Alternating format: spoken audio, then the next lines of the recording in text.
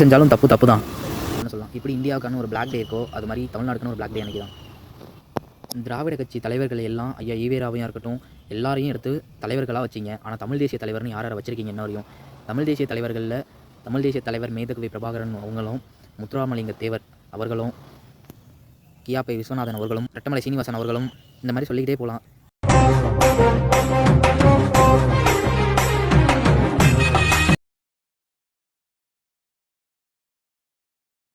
கோவில் கிடையும் பள்ளிகள் பக்கத்துலேயும் மதுபான கடை இருக்கக்கூடாதுன்னு சொன்ன அண்ணன் விஜய் அவர்கள் ஏன் மதுபான கடையே இருக்கக்கூடாது, நான் மூடுறேன்னு ஏன் சொல்லலை இன்ன வரையும்?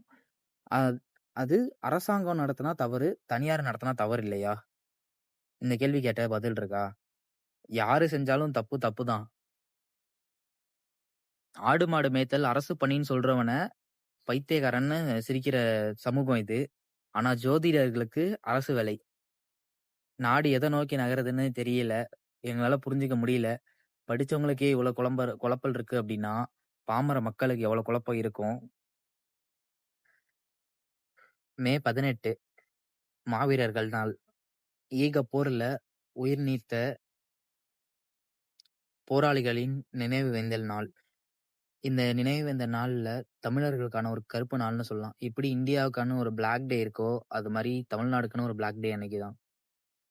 வருஷம் வருஷம் எங்களோட கோரிக்கை இந்த மே 18 அரசு விழாவா கொண்டாடணுன்றதான் எங்க கோரிக்கை. ஆனா இத்தனை நாள் அதுக்கான சூழ்நிலை வரல. ஏன்னா இத்தனை நாள் ஆண்டவருங்க யாரும் தமிழன் கிடையாது. இரு பெரும் திராவிட கட்சிகள் தான் ஆண்டுச்சு. ஆனா இன்னைக்கு தமிழ்நாட்டுல இருந்து ஒருத்தர் தமிழனா வந்திருக்காப்புல, அண்ணன் அவர்கள். அண்ணன் இது அரசு விழாவா கொண்டாடுவாங்க அப்படின்னு நான் நம்புறேன்.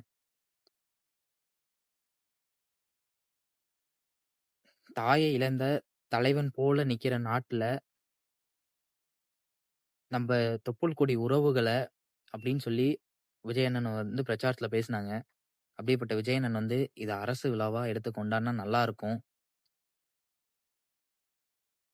திராவிட கட்சி தலைவர்கள் எல்லாம் ஐயா ஈவேராவையும் இருக்கட்டும் எல்லாரையும் எடுத்து தலைவர்களா வச்சீங்க. ஆனா தமிழ் தேசிய தலைவர்னு யார வச்சிருக்கீங்க இன்ன வரையும்? தமிழ் தேசிய தலைவர்கள்ல தமிழ் தேசிய தலைவர் மேதகவி பிரபாகரன் அவங்களும், முத்துராமலிங்க தேவர் அவர்களும், கியாபை விஸ்வநாதன் அவர்களும், ரெட்டமலை சீனிவாசன் அவர்களும், இந்த மாதிரி சொல்லிக்கிட்டே போகலாம். நிறைய தலைவர்கள் இருக்காங்க. தமிழ் தேசிய தலைவர்கள், தமிழுக்காக மொழிக்காக உயிரை விட்ட நிறைய மாவீரர்கள் இருக்காங்க. உலகத்துல எந்த மொழிகளுக்காகவும் போர் வந்தது கிடையாது. ஆனா தமிழ் மொழிக்காக ஒரு மிகப்பெரிய போரே நடந்திருக்கு. அந்த போர்ல உயிர் நீத்த மனிதர்கள் எல்லாமே தமிழ் மேல பற்று கொண்டவங்க, தமிழ் மேல உயிரே வச்சிருந்தவங்க தான் மொழி போருக்காக உயிரை விட்ட தியாகிகள். அப்படிப்பட்ட தியாகிகளை தமிழ்நாட்டுல அடையாளப்படுத்தணும்.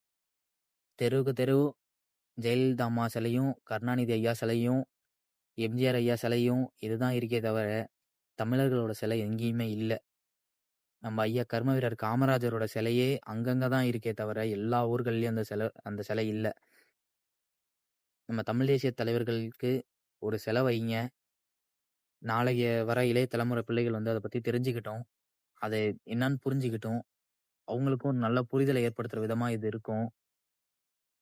நம்மளோட வரலாற்றை இங்க மறைச்சுதான் எழுதப்பட்டிருக்கு. அந்த வரலாற்றை திருப்பி படைக்கிறது நம்ம கையில தான் இருக்கு. அந்த வரலாற்றை நம்ம திருப்பி படைக்கணும்னா இது எல்லாத்தையும் நம்ம சாத்தியப்படுத்தி தான் ஆகணும். அரசியல்ன்றது எல்லா உயிர்களுக்குமானது. அதனாலதான் பிறப்பு ஒக்கும் எல்லா உயிர்க்கும் சிறப்போவா செய்தொழில் வேற்றுமையான் அப்படின்றது. அனைத்து உயிர்களின் தேவை அரசியல். திராவிடம் என்பது ஆள்வதற்கும் வசதியா வாழ்வதற்குமாக உருவாக்கப்பட்டதுதான் ஒண்ணு திராவிடம். ஆனா தமிழ் தேசியம் அப்படி கிடையாது. தமிழ் மொழியை முன்னிறுத்தி, தமிழ் மொழிக்காக இலக்கியங்களை முன்னிறுத்தி, தமிழ் கலை பண்பாடு வாழ்வியல் கலாச்சாரம் இது எல்லாத்தையும் முன்னிறுத்தி உருவாக்கப்பட்டதான் தமிழ் தேசியம் அப்படின்றது. தமிழ் மொழிக்காக கம்பன், கபிலர் இவங்க எல்லாருமே நல்ல ஒரு புறநானூறா இருக்கட்டும், சீவக சிந்தாமணியா இருக்கட்டும், குண்டலகேசியா இருக்கட்டும், தேவாரமா இருக்கட்டும், தமிழ் இலக்கியமா இருக்கட்டும், இவங்க எல்லாருமே கஷ்டப்பட்டு இதை எடுத்துட்டு மக்களிடையே கொண்டு சேர்த்திருக்காங்க. 2000 வருஷத்துக்கு முன்னாடி உருவாக்கப்பட்டது. 2000 வருஷம் கழிச்சும் இன்னும் அது அப்படியே இருக்கு. அதுதான் தமிழோட பெருமை. தமிழ் தேசியத்துக்குள்ளார வர்றது. இது எல்லாத்தையும் நம்ம காக்கணும் அப்படின்னா, தமிழ் தேசியத்த காக்கணும்.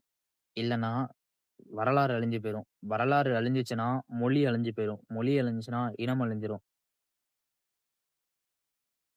இனிமே ஒரு ஒரு வீடுகள்லயும் கல்யாணம் நடக்கும்போது ஒரு மரக்கன்று குடுங்க. ஒரு புத்தகத்த குடுங்க. நாளைக்கு வர பிள்ளைங்க அத பார்த்து கத்துக்கட்டும்.